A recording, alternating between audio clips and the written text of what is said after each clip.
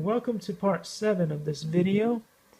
I just showed you guys how to insert this bit in here, but it looks like, and I hope I'm wrong, that this may need a secondary power source, or, if I'm lucky, this fits into here. Nope. Why not? Why not, huh? Am I doing something wrong? I'm pretty sure that should go in there. Don't force it, man. It's gonna snap.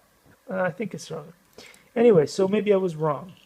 Maybe you only need one power source to supply the power to the whole thing, and then hopefully then you'll be able to do the FPV. Likey